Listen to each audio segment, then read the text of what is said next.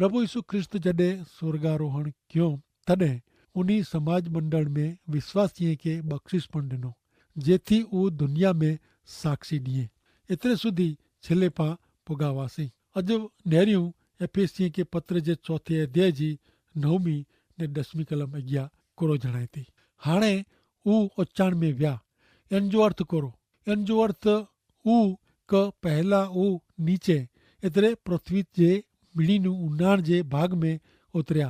तंहिंला जेको नीचे उतरी आया ऊज आकाश में ने इननू पण उचे विया।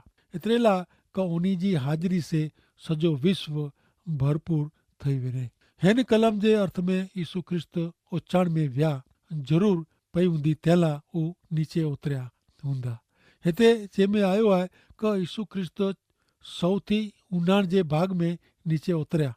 यीशु ख्रिस्त जो मानवी तरीक़े पृथ्वी ते जन्म गणणू ऊ ने यीशु ख्रिस्त जो मरण मानवी जे उद्धार लाइ पूरतो आहे। नेरियो हिब्रूअ के पत्र जे 2 अध्याय जी 9वीं कलम में चए था, पण यीशु के ता पा नेरियूं ता थोड़े टाइम ला उन्हीं के दूत करता नीचे पायरी में रखे में आया जेथी ईश्वर जी कृपा मार्फते ऊ मेड़े मानवी ला मरे ने मरण जो उन्हीं सहन क्यों इन जे परिणाम तरीके पा उन्हीं के महिमा ने मान जो मुगुर पहिरेला नेरियूं था।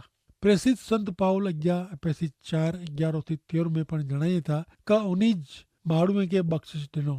उन्हीं केतिरक के प्रेसित, केतिरक के संदेशवाहक, केतिरक के शुभ संदेश जा प्रचारक, केतिरक के पाड़क ने शिक्षक तरीके लिखी कयो। ख्रिस्ती सेवा कमला ईश्वर जे मिले लोक के तैयार करेला ने ई ख्रिस्त जे शरीर जो भलो करेला उन्हीं ऊ क्यों हुयो। ई पा पंहिंजे विश्वास में ने ईश्वर पुत्र जे ज्ञान में एकता मेळवी सघूं ने मजबूत माण्हू बनी ने ख्रिस्त जी परिपूर्णता जी हद सुधी पुजी वञो।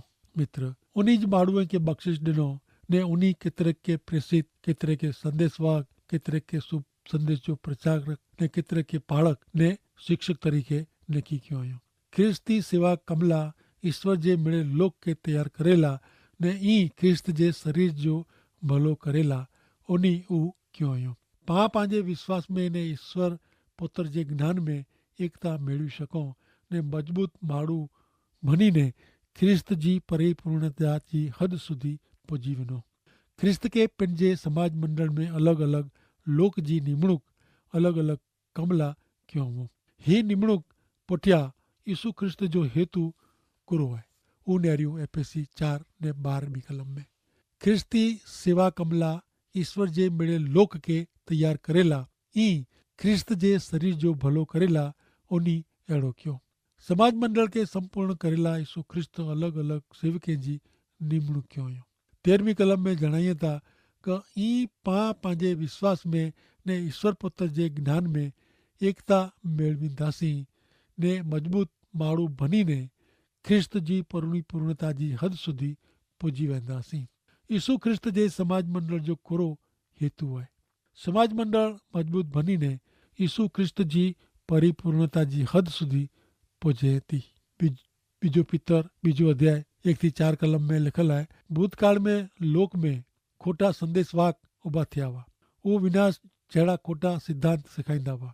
उन्हीं जो उद्धार करींदल प्रभु जो नकार करींदा ने पिण ते ओचिंतो विनाश वोरी कंदा। उन्हीं जे अनैतिक मार्ग में घणे हलदा ने उन्हीं जे कम जे कारणे लोक सत्य जे मार्ग जे बारे में ख़राब बोलदा। ही खोटा उपदेशक आके बनावटी ॻाल्हियूं जणाईने लाभ गिंदा। उन्हीं जो न्यायाधीश घणे लंबे टाइम नू तैयार आहे ने उन्हीं जो नाश करे वारो घणे लंबे टाइम नू जागे थो। दूत जेको पाप कयो उन्हीं के ईश्वर छॾियो न, पर न्याय जे ॾींहुं सुधी उन्हीं के अंधारे में संगर में ॿधी रखियो हुयो। यीशु ख्रिस्त पंहिंजे समाज मंडल के संपूर्ण करेला सेवके जी निमणूक करिए था। यीशु ख्रिस्त अधिकारी ने सत्ताधीश आई ने यीशु ख्रिस्त विश्वासी के कृपादान बख्शिश दिए था। समाज मंडल में यीशु ख्रिस्त के केतिरे के प्रसिद्ध तरीके निमणूक कयो। प्रसिद्ध एतिरे अहिड़ो माण्हू जेको पंहिंजी अखियां यीशु ख्रिस्त के ॾिठो हुए ने यीशु ख्रिस्त जाते उन्हीं के प्रसिद्ध तरीके रखियो हुए। ख़ासि करे ने प्रेरणा ने समझ देने में आवी वे। प्रेषित पाउल एतरे ज गलाती 1 अध्याय ने 1 कलम ने 12 कलम में चेता कि ही पत्र आऊं पाउल लिखां तो कोई माड़ू तरफनु न पण यीशु ख्रिस्त ने उन्हीं के जीरा करींदल ईश्वर पिता मुके प्रेषित थेला आमंत्रण दिनो हुयो। मुके ऊ कोई माड़ू वटा मिलियो न। मुके कोई इन विषय सिखायो। यीशु ख्रिस्त जा पिंडज मुके ऊ प्रगट क्यों हुयो। यीशु ख्रिस्त पिंडज मुके ऊ प्रगट क्यों हुयो। हेवर यीशु ख्रिस्त जे समाज मंडल में कोई पण व्यक्ति के यीशु ख्रिस्त प्रसिद्ध पद दिनो न हो। 12वीं कलम में चे में आयो आहे कि यीशु ख्रिस्त पंहिंजे समाज मंडल में केतरेक जी संदेशवाहक अथवा प्रबोधक तरीके निमणूक क्यों हुयो। हिते संदेशवाहक एतरे उपदेशक अहिड़ो सा अर्थ थिए। प्रेषित वारे जी यीशु ख्रिस्त पर जे विश्वास ने सिद्धांत विषे उपदेशक के पण खास सूझबूझ ने समझण देने में आवई वी। वो पवित्र आत्मा जी प्रेरणा नीचे ने असर नीचे वा। वो ईश्वर जे वचन जे शिक्षण अलग प्रकार जा वा। इन अर्थ में अज प्रेषिते जी क उपदेशक जी हयाती नाहे। ते पोइ अॻियां चवनि था कि प्रभु यीशु ख्रिस्त जे शुभ संदेश जा प्रचारक बनायो। पोइ चारे बाजू वो प्रचार करींदा हुआ। ही प्रचारक नए नए प्रदेश में सफ़र करींदा हुआ ने पवित्र आत्मा उन्हीं भेरो हो। अॻियां चवंदा कि यीशु ख्रिस्त पंहिंजे समाज मंडल के केतिरे के पाड़क तरीके विरायो। पाड़क केतिरे मंदिर अथवा देवड़ जो धार्मिक कम ने संदेशो ॾिने वारा। धर्मूल गुरु केतिरे के बनायो। विश्वासी जो आत्मिक पोषण करींदल आध्यात्मिक खोराक खाराईंदल इनके धर्म गुरु अथवा तो पाड़क चे में अचनि था। हाणे 11वीं कलम में छेले चे में आयो आहे कि समाज मंडल में केतिरे के शिष्य तरीके रखे में आया। शिक्षक एतिरे बाइबल जे विश्वासी जे पवित्र आत्मा जो शिक्षण ॾींदल। बाइबल जे ईश्वर जे पवित्र वचन जो शिक्षण ॾींदल शिक्षक। इन विषय रोमन 1 अध्याय 7वीं ने 1 कोरिन्थी के पत्र 28 अध्याय ने 29वीं कलम में ने 1 तीमोथी 3 अध्याय ने 2 कलम में लिखल है कि अहीं जेको रोम में ईश्वर के प्रिय आयो ने जने जंहिंखे पवित्र थेला आमंत्रण देने में आयो उन्हीं के आऊं लिखां तो। पंहिंजा पिता ईश्वर ने प्रभु यीशु ख्रिस्त आके कृपा ने शांति ॾियो। वरी इनके हिकिड़ी पत्नी हुअणी खपे। वरी ऊ संयमी समझू व्यवस्थित रोंदल अजाणी व्यक्ति के घर में आवकार करे वारो समझाए सके अहिड़े शिक्षक जहिड़ो। ईश्वर यीशु ख्रिस्त जो उल्लेख समाज मंडल में ही मेड़े सेवक ॾिनो हुयो जेथी समाज मंडल संपूर्ण बनीने यीशु ख्रिस्त जी संपूर्ण परिपूर्णता जी हद सुधी पुजे। समाज मंडल के दुनिया नू लिकाईने रेजो न आहे पण मेड़े सेवक भेरा थई समाज मंडल के तैयार करे जो आहे जेथी विश्वासी ई यीशु ख्रिस्त जे सिवा कम तरीके इन जो घड़तर करी सके। समाज मंडल जे पाड़क जेतिरो ज हिकिड़ो विश्वासी सेवक आहे। सेवक के दीक्षा देने जी जरूर न आहे। पाड़क के बाबत पाड़क के खास बख्शिश देने में आवई है। समाज मंडल जे सभ्य के ईश्वर जा वचन समझाए जी ईश्वर वटा बख्शिश है। तैसे वो सिवा कम करिए। बारा जी दुनिया में वञी ने लोक के प्रभु यीशु जो शुभ संदेश दिए साक्षी पूरी ने लोक जी मुलाकात गिने। हाणे समाज मंडल में कोई पण हिकिड़ी व्यक्ति क मेड़ेज कृपादान मेड़ेज बख्शिशू ॾिने में अचे नथी। तंहिंसे कोई हिकिड़ी व्यक्ति में अहिड़े मेड़े सिवा कम जो भार विझे जी इच्छा बराबरि न आहे पण नुक़सानकारक थींदो।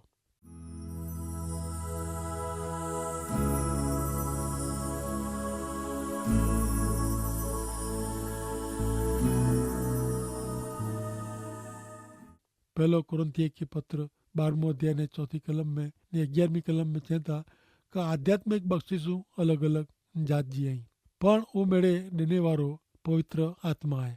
पण ही मेड़े बाबतूं उज पवित्र आत्मा करे थो। उहो पंहिंजी इच्छा प्रमाणे हरेक के अलग अलग बख्शिशूं ॾिए था। समाज मंडल जे सभ्य के यीशु ख्रिस्त जे शुभ संदेश जे प्रचार कम में अॻियां वधारियो ज खपे। इन में कम कयो ज खपे। तंहिं लाइ विश्वासीअ खे शिक्षण जी ज़रूरत आहे जेथी हू सेवा कम करी सघे। विश्वासी तरीके अॼु पाण दुनिया के यीशु ख्रिस्त विषय चोखी साक्षी पांखे ॾियणी खपे। आउं मञा थो कि समाज मंडल में अॼु कोई वॾे में वॾो पाप वेहे त भक्ति सभा में वेठल बेदरकारी आहे, माण्हू जी बेदरकारी। हू बाइबल जा ईश्वर जा पवित्र वचन पूरते प्रमाण में ॼाणे नथो। इनू ॾुखी हालत ॿई कोई न आहे। मिड़े विश्वासी खे बाइबल जा पवित्र वचन जो शिक्षण ॾियण जी घणे ज़रूरत आहे, जेथी हू प्रभु यीशु ख्रिस्त जो सेवा कमु करी सघे। भले हाणे पाण अॻियां संत पाउल एफएसी 4 ने 14वीं कलम में चए था, हू पाण सुणो। तंहिं पोइ पाण चालाकी से ॿिए खे भुल में विझंदल कपटी माण्हूअ जे शिक्षण रूपी मोजे से ॾिसड़ाईंदल ने पवन से हेॾा होॾा डोलदल एतिरे का बालक जहिड़ा पाण न रहो, पर इन जे बदले प्रेम से सचो बोलीने ख्रिस्त में वृद्धि पामो। चालाकी से ॿिए खे भुल में विझंदल कपटी माण्हूअ जे शिक्षण रूपी मोजे से ॾिसड़ाईंदल ने पवन से हेॾा होॾा डोलदल एतिरे का बालक जहिड़ा पाण न रहो, पर इन जे बदले प्रेम से सचो बोलीने ख्रिस्त में वृद्धि पामो। पाण बच्चे जहिड़ा न रहो, रुंदल बच्चे जहिड़ा पाण न रहो। कोलोसी 1 अध्याय 9 ने 10 में जणायूं था कि तंहिंला ज्यारनू असीं आजे बारे में सोयो आहे, ત્યારનું ਅਸੀਂ आला प्रार्थना करियूं था कि ईश्वर आके उन्हीं जे इच्छा जे ज्ञान से भरपूर करिए ने पवित्र आत्मा आके ज्ञान ने समझण ॾिए कि जेथी ऐं प्रभु जी इच्छा वारो जीवन जीवेला शक्तिमान बनो ने प्रभु जी पसंदगी प्रमाणे करियो। मिड़े खासा कम करे में आंजो जीवन फल वारो बंदो ने ईश्वर जे विषय में ज्ञान में ऐं वधंदा। ईश्वर जी महिमावंत शक्ति से मिले थी उ मिड़े ताकत से ऐं बरुका थियो जेथी मिड़े धीरज से सहन करी सको। ईश्वर आके उन्हीं जे इच्छा जे ज्ञान से भरपूर करिए ने पवित्र आत्मा आके ज्ञान ने समझ दिए जेथी ऐं प्रभु जी इच्छा वारो जीवन जीवेला बरवारा बनी सको ने प्रभु जी पसंदगी प्रमाणे करियो। मिड़े खासा कम करे में आंजो जीवन फल वारो बंदो ने ईश्वर जे विषय में ज्ञान में ऐं वधंदा। ईश्वर जी महिमावंत शक्ति से मिले थी वो मिड़े ताकत से ऐं बरुका थियो जेथी मिड़े धीरज से सहन करी सको। आके याद हूंदो कि कुरंथी शहर जे विश्वासी विषे संत पाउल चयो कि वो दुनिया ई ने यीशु ख्रिस्त में अञा पण निडे बच्चे जड़ा हुआ। वो हिकिड़ी शर्म जड़ी बाबत हुई। पाके मिड़े जात जा काल्पनिक आध्यात्मिक सिद्धांत जे पवन से हेॾा होॾा डोले जी लथड़े जी ने छणी पे जी ज़रूर न। विश्वासी हमेशा आत्मिक रीते बच्चे वारे जी रे ऊ इन ला घणे खतरनाक बाबत है। ऐं कोरो बालक के विमान अकेला विमान जी सीट ते नज विरायो की दरिये जे मोजे ते वाण अकेला वाण जो मशीन बालक जे हथ में सौंपाजे न। दिशा वगर जो थई उता हेॾा होॾा भुटकाए वेजे। वो हिम्मत हारी वञे ने दरिये जी बीमारी से पीड़ाजे। ईश्वर जे संतान जी ही हिकिड़ी ध्रा लॻे अहिड़ी हालत है। 14वीं कलम में पाउल कहिड़े शब्द जो उपयोग करिए था? चालाकी से ॿिए खे भुल में विझंदल कपटी माण्हूअ जे शिक्षण से ॾिसड़ाईंदल ने पवन से हेॾा होॾा डोलदल ने नंढो बालक जुगार रमेला वञे तो इन जी कहिड़ी हालत थिए। वॾा जुगारी इन खे छेतरी वञनि। इन जे प्रमाणे आध्यात्मिक रीते निंढा रोंदल ईश्वर जा संतान आध्यात्मिक जुगार रूपी पवन में कहिड़ी दयाजनक हालत में जीवे था। समाज मंडल में विश्वासीअ खे बख़्शीसूं ॾियणे पुठियां यीशु ख्रिस्त जो हेतु उहो आहे कि विश्वासी आध्यात्मिक रीते निंढी अवस्था में जा वॾा थईने संपूर्ण रीते वॾा ने मजबूत ने परिपूर्ण बने। अॼु समाज में बाइबल शिक्षक ने बाइबल शिक्षण जी घणे ज़रूरत है। भले हाणे पाण अॻियां नेरियूं संत पाउल कोर चवनि था हू सुणो एफएसी 4:15 ने 16 कलम में प्रेम से सत्य बोली ने पाण ख्रिस्त जेको सिर आहे उन्हीं में हरेक रीते वधो उन्हीं जे काबू नीचे शरीर जा मिड़े भाग हिकिड़े ॿिए में जोड़ाયેલા रहनि था ने सॼो शरीर इन जे हरेक सांधे से बदल रहे थो। तंहिंला जॾहिं हरेक भाग इन खे कहिड़ो खपे इन प्रमाणे कमु करे तॾहिं सॼो शरीर वृद्धि पामे तो ने प्रेम से बधाजे तो। विश्वासी के आध्यात्मिक बाबत में बालक जेड़ा ज रेजो ने प्रेम से सच्चो कुछ ने उन्हीं के यीशु ख्रिस्त में मेरे बाबत में विकास करे जो है। विश्वास से प्रेम से सत्य जो स्वीकार करे जो है, એટલે કે સત્ય કે પ્રેમ કરે જો है, सच्चो जीवन जीवे जो है ने सच्चो बोले जो है। सत्य यीशु ख्रिस्त है ने यीशु ख्रिस्त सनातन सत्य है ने विश्वासी के हिन प्रभु सागर में पंहिंजे जीवन जी होड़ी यीशु ख्रिस्त जी दिशा में हलाए जी है। विश्वासी ला यीशु ख्रिस्त होका यंत्र ने दीवादांडी जड़ा आई। यीशु ख्रिस्त विश्वासी जे समाज मंडल जे शरीर जा सिरपति आई, जेडानु शरीर जा मेड़े भाग हिकड़े में भेरा बरोबर बधाई ने सजो शरीर बने तो। विश्वासी जे समूह के भौतिक रीते ने भौतिक शरीर भेरो એટલે કે માનવ દેહ ભેરો સરખા में आयो है। विश्वासी जे समाज मंडल के यीशु ख्रिस्त जे शरीर तरीके ओळखे में अचे तो। शरीर मथो अथवा सिर એટલે કે विश्वासी यीशु ख्रिस्त वटा आदेश मेळवे तो।